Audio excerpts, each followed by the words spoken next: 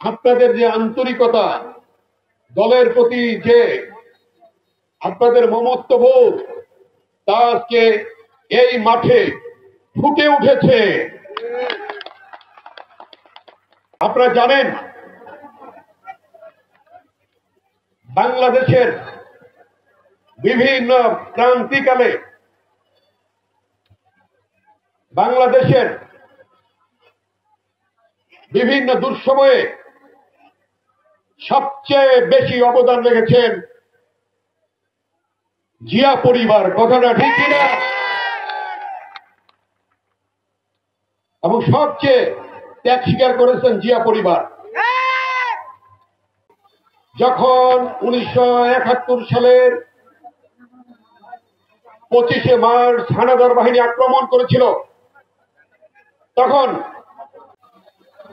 কালুরঘাট বেতার কেন্দ্র থেকে, চট্টগ্রাম থেকে 26 তারিখে স্বাধীনতার ঘোষণা দিয়েছিলেন শহীদ রাষ্ট্রপতি জিয়াউর রহমান। ঠিক কিনা ভাইরা? আর কেউ কিন্তু দেন নাই। জিয়াউর রহমান যদি সেদিন স্বাধীনতার ঘোষণা না দিতেন, তাহলে প্রেক্ষাপট অন্যরকম হতো।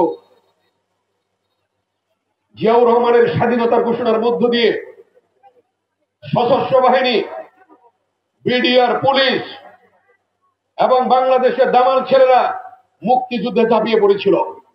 ঠিক কিনা? জিয়াউর রহমানের আহ্বানে সেদিন মুক্তিযুদ্ধ হয়েছে। তিনি ছিলেন সেক্টর কমান্ডার, তিনি ছিলেন বীরুত্তম, তিনি ছিলেন একজন সেনাপ্রধান। তিনি এদেশের স্বাধীনতা ঘোষণা করেছেন। আমরা পেয়েছি স্বাধীনতা। জিয়া পরিবার থেকে আসলো। এর পরবর্তীতে 1982 সালের 24শে মার্চ যখন গণতান্ত্রিক সরকার বিএনপির কাছ থেকে ক্ষমতা জোর করে রাতের অন্ধকারে দখল করলো স্বৈরাচারী এরশাদ, তখন ঘর থেকে বেরিয়ে আসলেন বিএনপির চেয়ারপারসন দেশনেত্রী বেগম খালেদা জিয়া। বেগম খালেদা জিয়া এসে দীর্ঘ 9টি বছর আপসীন আন্দোলনের মধ্য দিয়ে বাংলাদেশে গণতন্ত্র ফিরিয়ে আনলেন। বেগম খালেদা জিয়ার নেতৃত্বে, আপসীন নেতৃত্বে সেদিন সারা বাংলাদেশ ঐক্যবদ্ধ হয়েছিল।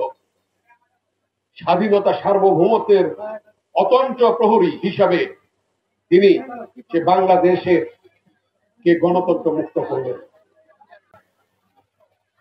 এই 16 বছরের প্রায় 1 দশক বিএনপির নেতৃত্ব দিয়েছেন ওই 8000 মাইল দূর থেকে বিএনপির ভারপ্রাপ্ত চেয়ারম্যান দেশ নায়ক তারেক রহমান। তারেক রহমান কি বললেন? তারেক রহমান বললেন, দেশ যাবে কোন পথে ফয়সালা হবে? কোথায় ফয়সালা হবে? রাজপথে। সুদূর প্রসারী চিন্তা ভাবনা করে তিনি এই কথাটি বলেছেন, রাজপথ ছাড়া কখনোই কোনো ফয়সালা হয় নাই। কি হয়েছে কিনা? 52 ভাষা আন্দোলন,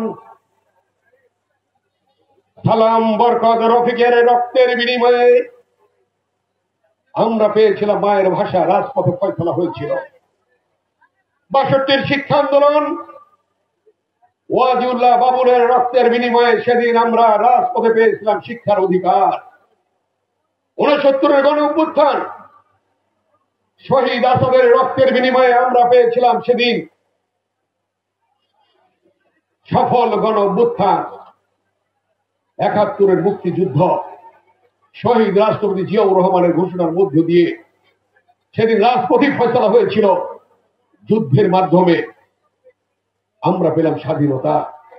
90 স্বৈরাচার বিরোধী গণতান্ত্রিক আন্দোলন, সেদিন জেহাদ ডক্টর মিলনের রক্তের বিনিময়ে রাজপথে ফয়সালা হয়েছিল। স্বৈরাচারের পতন হয়েছিল, এরশাদের পতন হয়েছিল খালেদা জিয়ার নেতৃত্বে। 24 গণ অভ্যুত্থান, সেটাও তারেক রহমানের নেতৃত্বে।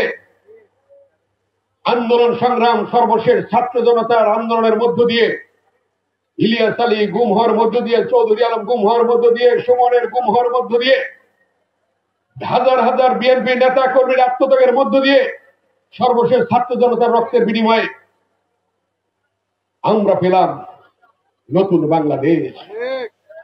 এটাও তারেক রহমানের নেতৃত্বে হয়েছে, এটাও রাজপথে ফয়সালা হয়েছে। তার অর্থ কি? তারেক রহমান যে কথাটি বলেছিলেন যে ফয়সালা হবে, দেশ যাবে কোন পথে? ফয়সালা হবে রাজপথে। প্রত্যেকটি আন্দোলনের ফয়সালা হয়েছে রাজপথে। তারেক রহমানের সুদূর প্রসারী ভাবনা, চিন্তা, বক্তব্য